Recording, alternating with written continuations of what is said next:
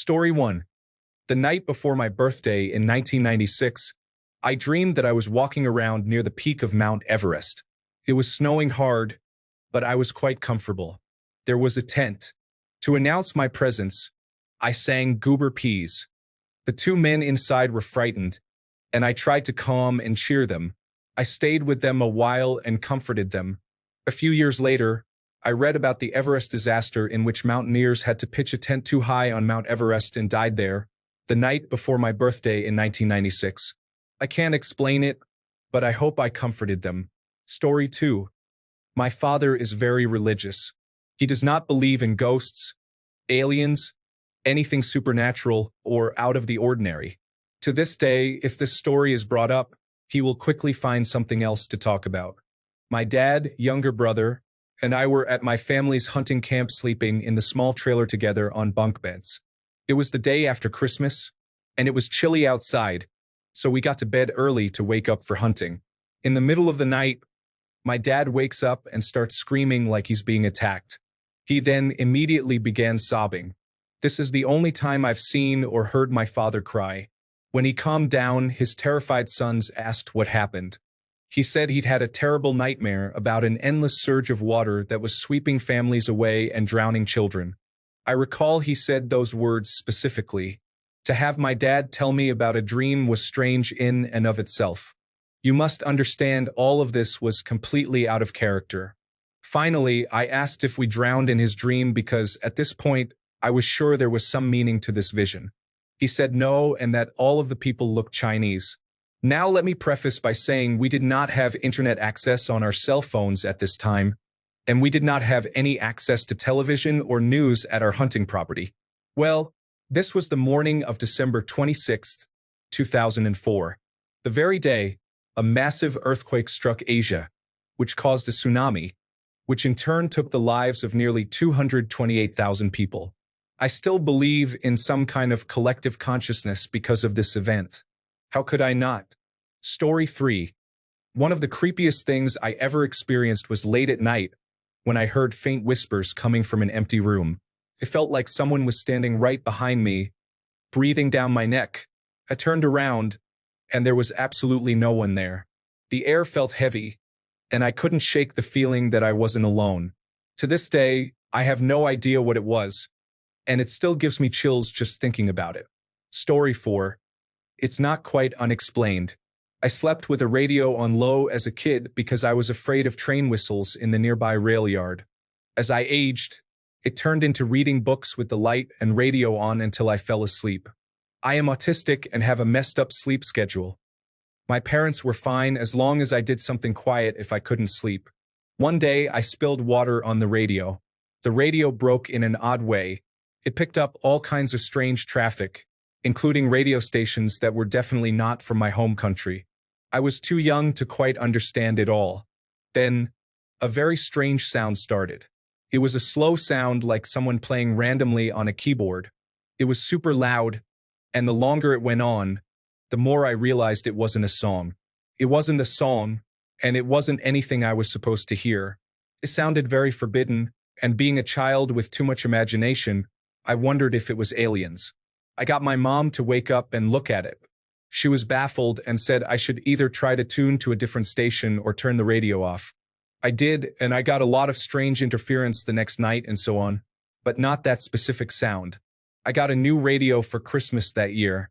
The incident stayed in my mind. In 2012, I read an article about unexplained sounds. I read something that seemed similar to what I heard. It wasn't aliens. It was a Russian number station for communicating with spies, specifically a type called a slow polytone. Each note I heard was part of a coded message. Now I listen for these regularly as a major hobby, and I have a lot of journals and knowledge gathered on it over the years. Story 5. The flight accident that didn't happen to me and several others in the Army. I was flying UH-1 Iroquois helicopters for the Army, supporting the Ranger School in the North Georgia mountains in the fall of 1978. At the end of a morning mission, I was on the controls flying down from the mountains to Camp Frank D. Merrill Landing Zone northwest of Dahlonega, Georgia. I was relaxed and looking forward to refueling and returning to Fort Benning, now Fort Moore, that afternoon. Something started bothering me, and I couldn't put my finger on it. After about a minute, I knew something was badly wrong with the aircraft, and we needed to land. The instruments were all normal. There was no unusual sound or vibration. The controls all handled normally with no binding, sticking, or play. As I had only about 450 hours of flight time, I alerted the other pilot, who had around 3,000 hours and was a warrant officer, and asked him to take the controls to check things out. I thought that I might be imagining things, especially as a trained engineer. I couldn't identify anything that would lead to my feeling. He didn't believe me when I said something was wrong with the helicopter. He played around with it for a minute or so, said, "The bird is good," and handed the controls back to me. As soon as I got back on the controls, the feeling that the aircraft was bad came back, that something was really wrong. I declared an emergency landing and told the other pilot to call Fort Benning Flight Operations on our ultra-high frequency radio and give them the coordinates of this little two-helicopter clearing I could see on a gentle slope, saying, "We're putting down right there," and to contact the Camp Merrill Aviation Liaison on the local very high frequency in case something went bad during the landing. We landed, and after the rotors stopped turning, I immediately climbed up top and looked at the rotor hub. The longitudinal bearing that transmitted pitch information to the blades had failed. Instead of having less than a few thousandths of an inch of play, it had over a quarter inch. The other pilot blanched when I asked him to take a look. A maintenance aircraft arrived about 5 to 6 hours later with a test pilot and technical inspector. The test pilot took a look, blanched, and asked the other pilot how he knew there was a problem. He pointed at me and said, "I didn't find it. I thought the bird was good." Lieutenant, last name, said the bird was bad and we needed to land immediately. The maintenance test pilot asked me how I knew. I told him the truth. "I have no idea. I just knew that we needed to land right away." He didn't believe me, insisting I must have heard, seen, or felt something. The other pilot said, "No, he's telling the truth. I couldn't feel anything either." The crew chief also said he didn't detect anything. The maintenance test pilot said, "You are the luckiest guys alive. You should have been dead already. That bearing should have flown apart. You should have lost the rotor blades, all control of the aircraft, and been a ball of torn metal on the side of a mountain." To this day, I still have no idea why or how I knew. It wasn't a little voice whispering in my ear or anything like that. It was just a feeling of really bad badness, the best I can describe it. And yeah, we both inspected that same bearing during the mission pre-flight. It was completely normal then. Myself, the other pilot, the crew chief, and possibly some of the ranger cadre we'd ferried about should have died on that day. We didn't, for no reason that I can put my finger on. Even now. Story 6. Seeing 3 big bright circular lights above me randomly turn off while driving on a busy highway in New Jersey. I've driven a lot and seen a lot of planes at night go through clouds. That was the only experience I've had where I felt, and still feel, unsettled because the way they randomly turned off wasn't explained by cloud coverage or any other physical obstruction. To this day, I can't explain it without going down a major rabbit hole. Story 7. I lived in a small one-bedroom flat under a house, and as my cat walked past the bedroom door, she looked at the wall above my head, froze, fluffed up, and hissed. She started moving to the side really slowly, still fluffed up and staring at that spot above my head. I looked up, but there was nothing. When she got near the side of the door frame, she bolted. I got up to see if she was okay, and as I walked past the television, it went off channel to static. My cat wanted out badly, and I went out with her. The television went back to normal, and chastising myself, I opened the door to go back in, and as I took one step in, the television went back to static. I stayed outside with my cat until she calmed down, and nothing like that ever happened again. I still think about it sometimes. Story 8. I've told other unexplained stories on Reddit, but I'm not sure I've told the one about the thing my friend and I saw on the side of the road. I'll try to remember it to the best of my ability. It was about 12 years ago. If anyone else saw something similar, let me know. It's around 3 in the morning in rural north-central Alberta. My friend and I are driving home from a high school party where neither of us drank or took any drugs. It's the middle of winter. In Alberta, this means it's cold outside. This night, It was below minus 30 degrees Celsius, which is below minus 22 degrees Fahrenheit. The whole way home, my friend and I are chatting about the usual things. What happened at the party, the boys we liked, and so on. While most teenage girls are chatty, this friend in particular was a chatterbox. Mostly, I would listen and just react to whatever she said. So, because she would do most of the talking and didn't require much input, I'd zone out sometimes, looking out the window. We are about 5 to 7 minutes outside of town at this point, taking the highway, probably going 75 to 90 kilometers per hour. This puts us around 6 to 7 kilometers outside of town in a sparsely wooded area with no services open in town. As we round a corner, I'm zoning out, listening to my friend talk, when through the windshield, I notice glowing eyes off the side of the road. The headlights don't fully illuminate whatever it was.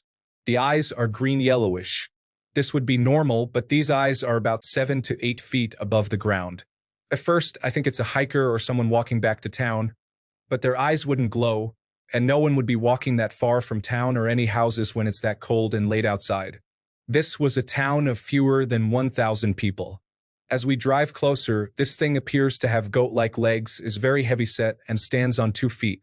Its arms drop down by its side like a person's, and it seems to have some kind of dark clothing on the top half. It had something like goat-like horns that curved but went upwards.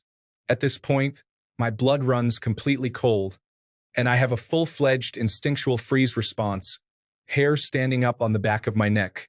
I remember hearing my own disembodied voice think, I shouldn't be seeing this. This is wrong. I even teared up. We passed by it relatively quickly, and I can't stop thinking about what that was. My perception of time was weird after that due to panic.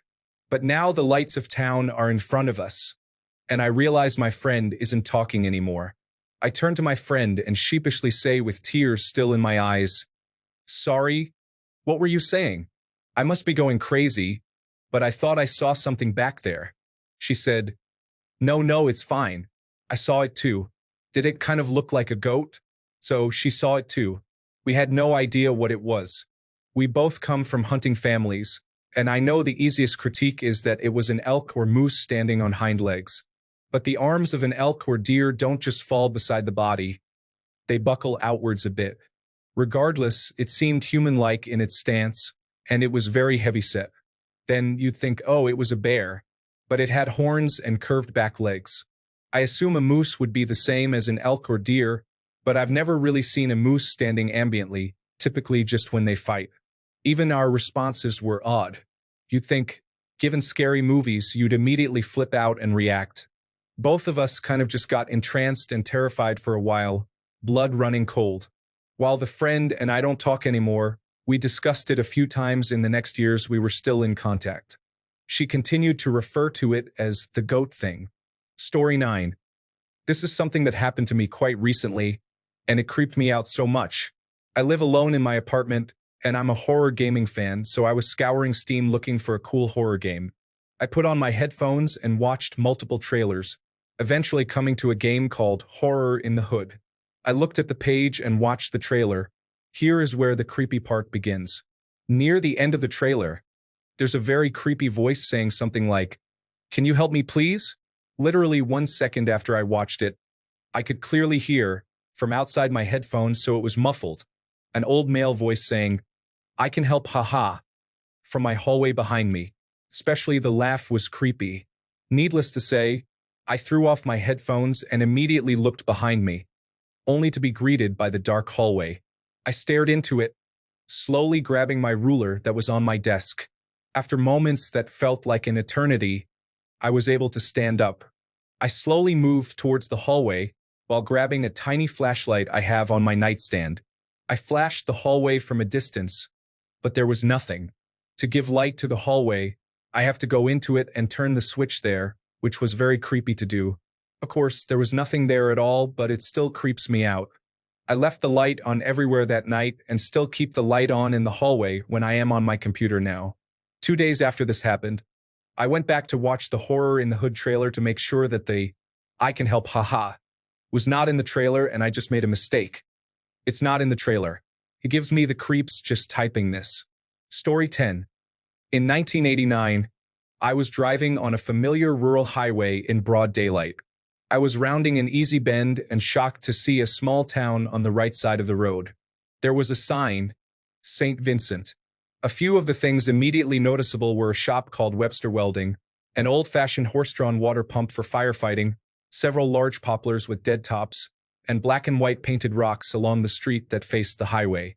I kept watching in the rearview mirror, and it stayed visible. I drove a few miles, and there was a gentleman waving at me from beside his car. He was obviously broken down, and I pulled over. A quick chat, and I learned he had blown a tire and wrecked his rim. He asked if I would drive him back to the town. No problem. And he got, and off we went. The town was not there. It was a dusty Alberta crossroad. This fellow and I just sat in my truck in silence. I raised an arm, and my hair was standing on end. His too.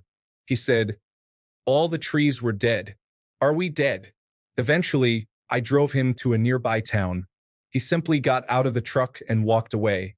I remember it like it was yesterday.